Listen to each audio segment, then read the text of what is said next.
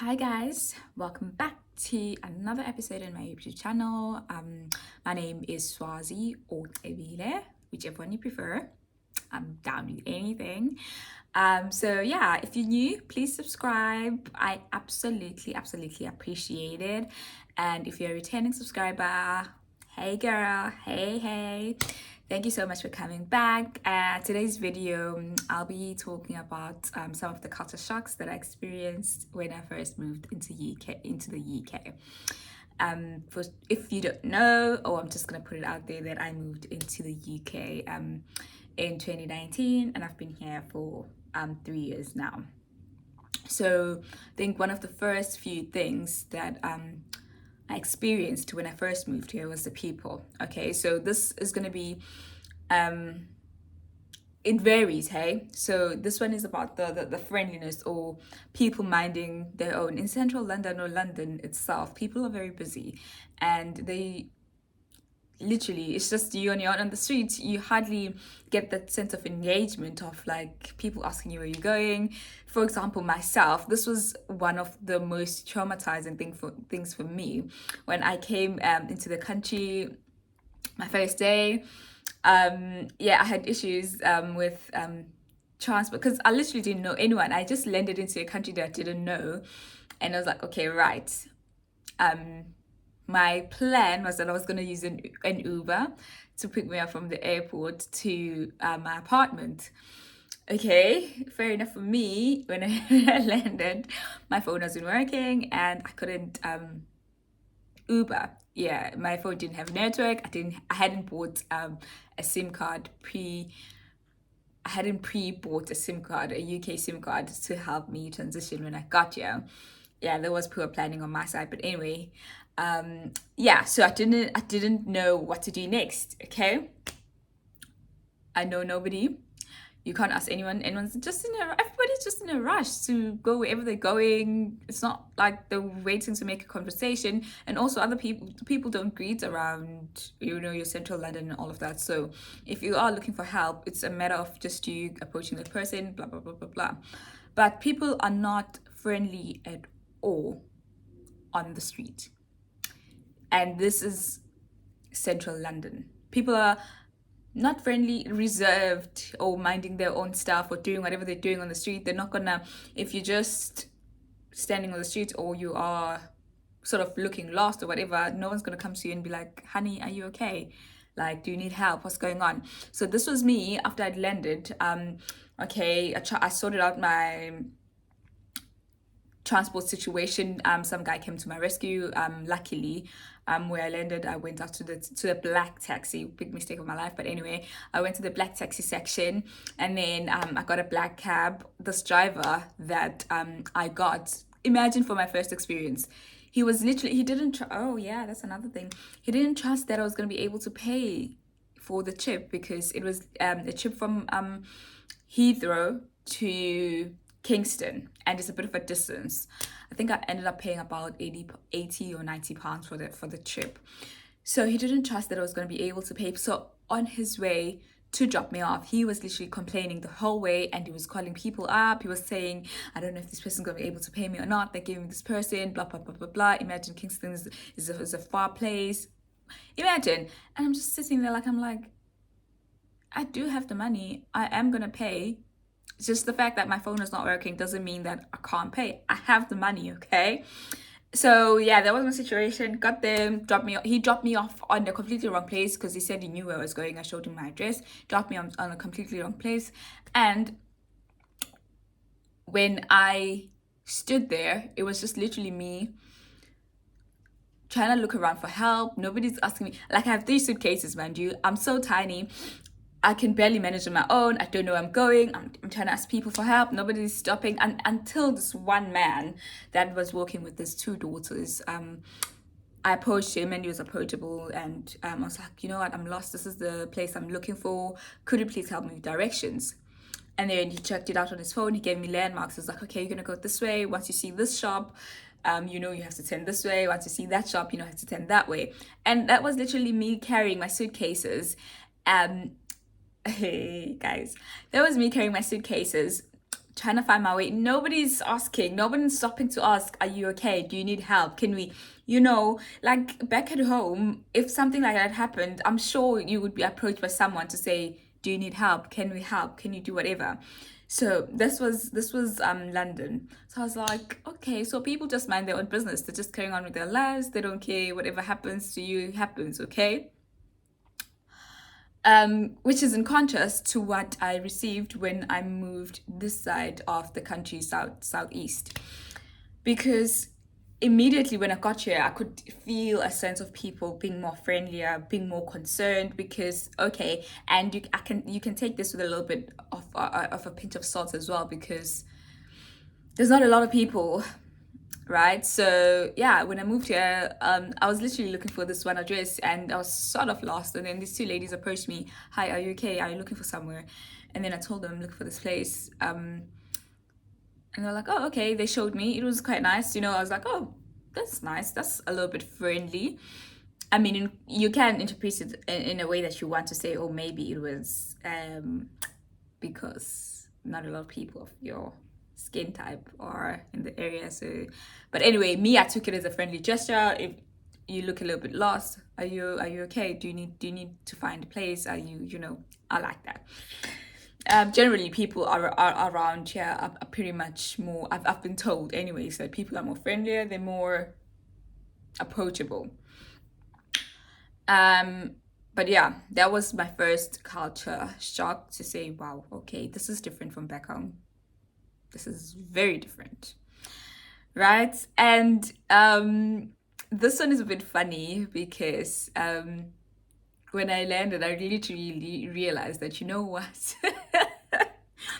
People of color are a minority in this country, especially the town that I lived in. I was like, this is different, This is so different. Not that I'm saying I don't like other people or whatever, but coming from a place where you were the majority and coming to be a minority, you kind of feel a little bit out of place. You like, yeah, like that sense of community, that sense of feeling like, I belong to.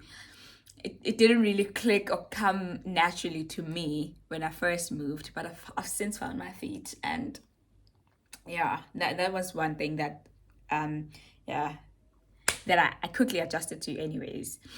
Yeah, and then the other one which I really, really liked was the fact that the crime rate, guys, like, and I'm not even lying about this one, coming from a country of such as South Africa that has a high crime rate, the freedom to just walk around with your belongings and your valuables in your hands without having to always keep looking at your shoulder, that for me was the most straight. Like, guys, I didn't immediately feel safe carrying, like, it sort of didn't feel normal for me to carry my phone and walk down the street, or carry my card and walk down the streets without, literally, I thought I was like, the first few days when I landed here, I saw people walking around, they're carrying their phones. I'm like, should I also, like, is it safe? Can I do it? Like, and then I came to realize that no, man, the crime rate in the UK is so low. Like the normal crime rate that you used to, where people snatch your phone or people pickpocket or whatever, I've never experienced. I've never been a victim, and it is literally safe to even walk at 10 p.m. at night. It's safe to walk. I mean, it's safe to walk relatively as well. I mean, you can't just walk and not be wary of your surroundings or your situation, but it is so safe compared to back at home. You can literally walk with your phone, with your, now no one's gonna say, you know what, just like how we used to back at home. So that's the one thing that I was happy and sort of impressed with when I moved to this country. And that's the one thing that I still appreciate to this day, that you can sleep with your windows open, you can sleep with knowing that nothing major is gonna happen. And this is from all the places that I've lived. I've lived in not central London, Kingston. I've lived in Gatwick, and now I'm in the countryside. But in all these areas, the crime rate is not that high. You are free to do as you please. And as a woman, it's so liberating and it's so freeing if you know that you're the only person in this country and you feel safe. Like, I can 100% say that I feel safe and I don't feel that I constantly need to look over my shoulder. As a South African coming back from a country that I've just mentioned, obviously you do have those flashbacks where if you're walking at 10 p.m. and you're walking in a low lit tunnel, you get those I don't know, the sense of fear to say, okay, let me be on my highest guard, let me be on my highest alert, because you don't know what might happen, you don't know what this person might do to me. But I've never ever even experienced an incident where I felt a little bit unsafe, right? Yeah. And then and I wish South Africa could work on making females, women and children feel to this level of safety where they don't have to fear going out at night, where they don't have to fear if they're going out on with their friends or if they're taking a cab that, something bad might happen to me or whatever. I hope that it's something that our government is working towards or at least looking into.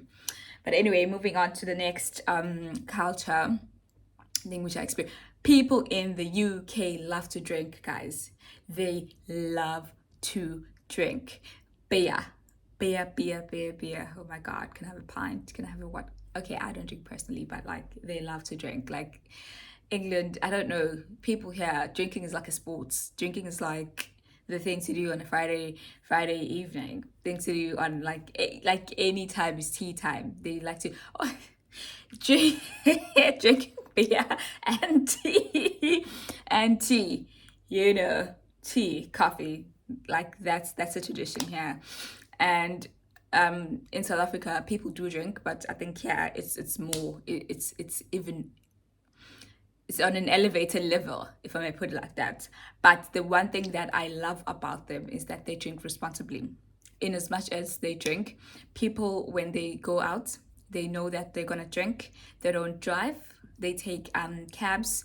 They go out in numbers, and for me, that is something that was like, oh wow, that this is something different. This is something nice. This is something that at least people are taking seriously. Even though you're drinking, you know that you are being responsible and you are looking after the well-being of the next person. And I say this because also I think that one thing that makes it easy for that to happen is that the transport system is so efficient in this country. You can literally take a train, you can take a bus, you can take an Uber. Okay, there's some places where Ubers don't go, but trains take you literally everywhere. The connections of the trains can literally take you anywhere across the country. There's buses as well, and then there's Ubers. Or people can just carpool it and one person's not gonna drink, and it's so embedded in them that I'm like, wow, that's the kind of drinking that I like. I personally don't drink, but if you are going to drink, then if you do it responsibly, then I mean, happy days. That's what it's all about. Yeah, and alcohol is cheap here. Like alcohol is super cheap. Yeah, I mean, yeah. So with that said, the party life, the party scene is, yeah, it's something else. It's a lot. I've worked in a lot of hospitality places, hospitality venues, and I can tell you that people know how to get down.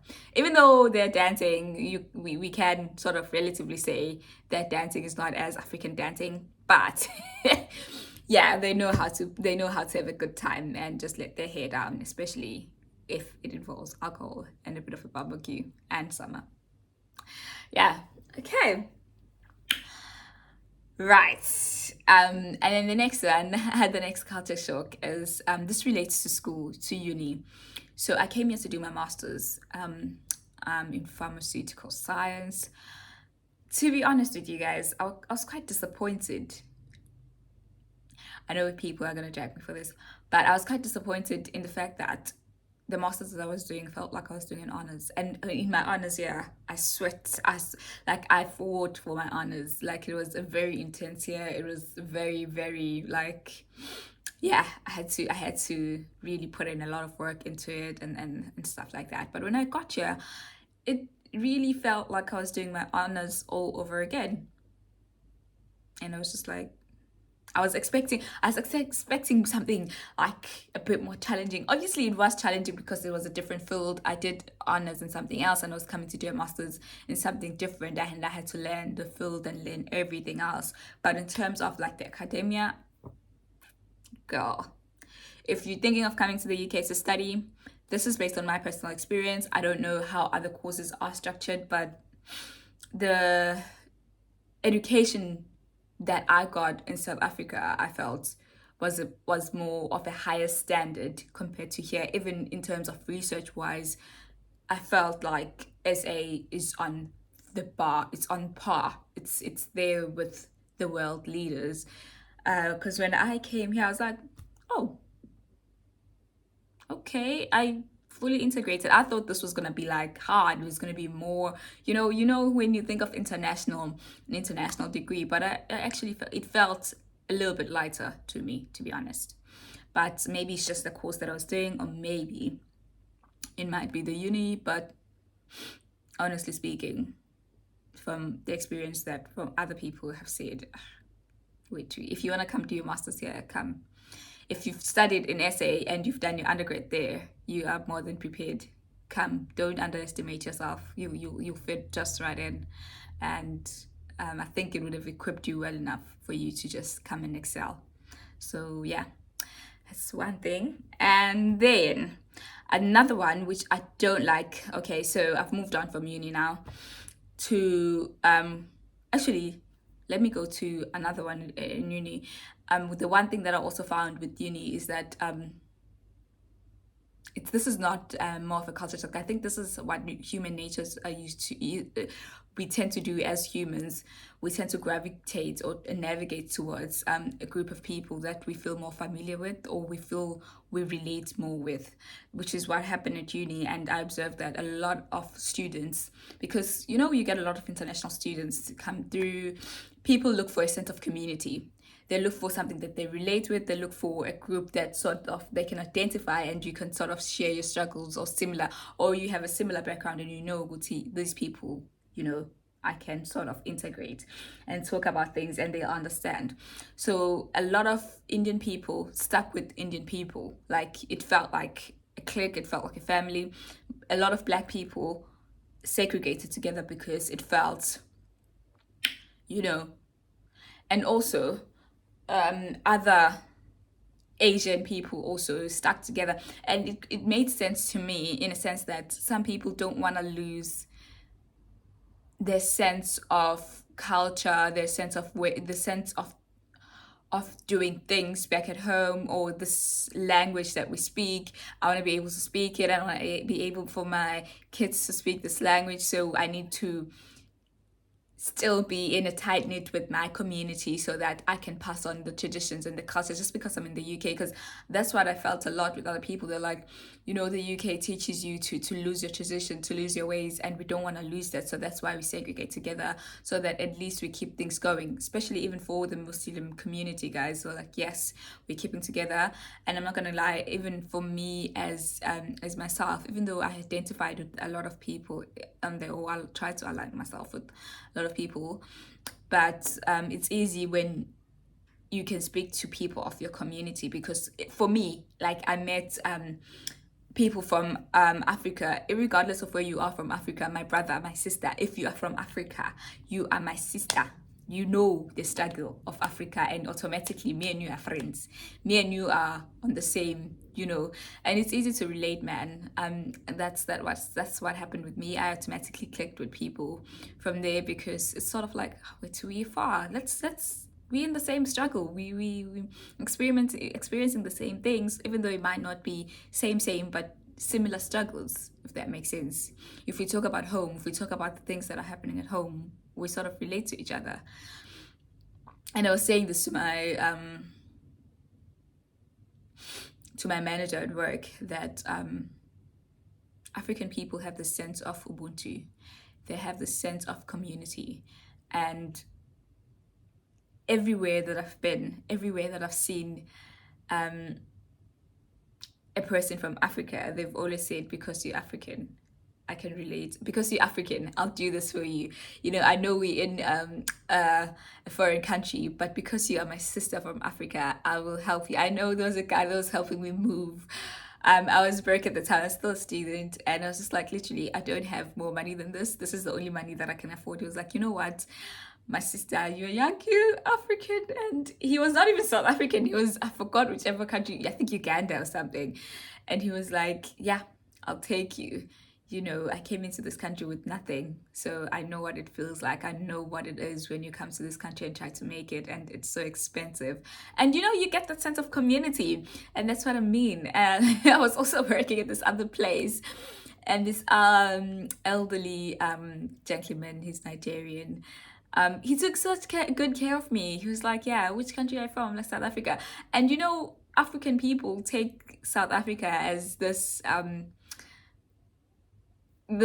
destination to be, or this place you aspire to be when you're in Africa. So he looked after me so much, and I appreciated the sense of Ubuntu that we carry throughout, or that we take from us from Africa to here, and we still show that compassion to one another. I really, really appreciate it. Every African person that I've met, it's always been love and embrace and understanding the struggle. I know this, yeah, it's a little bit, but yeah, that's what I loved. Oh, guys, after that one, the sense of Ubuntu, the sense of knowing people's struggles. When I started working, there's this thing that for me it was a culture shock, but I also just didn't like it. I just didn't like it. It was the thing of people make like, excuse me, people like to make small talk at work. They like to talk, they like to sort of find common ground with things that they can talk about. And for me, one of the questions that constantly came up, I don't know whether it's just my workplace, but I've heard it in a few places as well, this thing of being so invasive with questions. They like to be in your business. People like to be in your business about everything. They want to know what's going on in your life. They want to know what's going on. And the one that I really found offensive, and I don't know whether it was my upbringing or because of just this question of, okay, fine, you're sitting for lunch. What are you having for lunch? So what did you eat for dinner? Like, what did you make for lunch?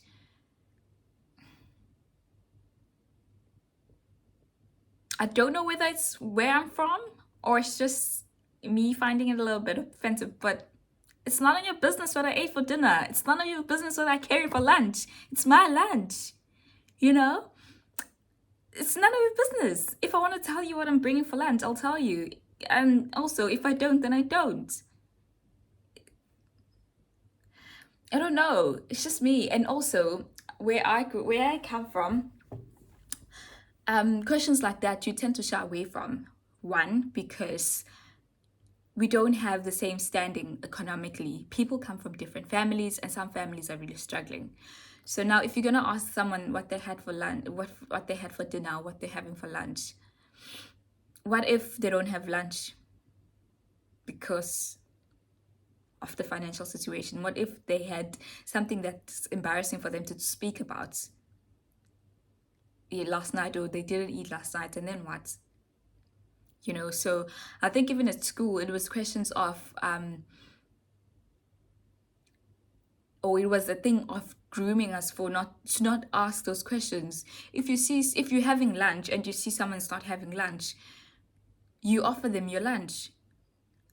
Like, honestly, and this is one thing that happened to me. I don't know whether it's because it's personal or whatever. In high school, I was struggling so much. My friends know this, but I remember that my friend never asked me, like, girl, what's going on? Where's your lunch? Or like, why don't you bring lunch? She literally just shared her lunch. She shared her lunch, and she made sure that, because she could see, I guess it's a sense of also seeing that, you know, someone is, and she, at some point, she started making two lunches, and she made me lunch as well. And it was never a question of us verbally speaking about it, but it was something that was communicated I don't know, on another level. And it's been like that ever since. And it went up even to uni. I was struggling at uni. She still did the same thing without question, with no questions asked. With no questions asked. And I think for me, those questions are so invasive and personal. I'm just like, guys, maybe I'm not used to this, but it's not nice questions to be so invasive about other people's lives. If they want to share things with you, they'll share them. If they don't, man, don't ask questions like that, especially if you're not going to help, especially if these are things that you're going to use, because a lot of people, they'll ask questions, especially here, they ask questions so that they can talk about them. The next thing you hear, your story's not here, is all over the office, or it's all over. And you're just like, don't ask me questions if you're not genuine. Don't ask questions that are not genuine, which is why I don't like small talk myself, because I don't want to end up asking things that are irrelevant, or things that I know I'm not going to do anything with, you know? Let's just stick to, if I want to be personal and tell you things, I'll grab you. I do have someone that I outlet to. I'm like, hey, girl, it's tough, you know? This is what I need. This is what, you know? So, yeah. That's that. That was my mini rant. But anyway, yeah, people are invasive. They're like asking a lot of things, like a lot of things.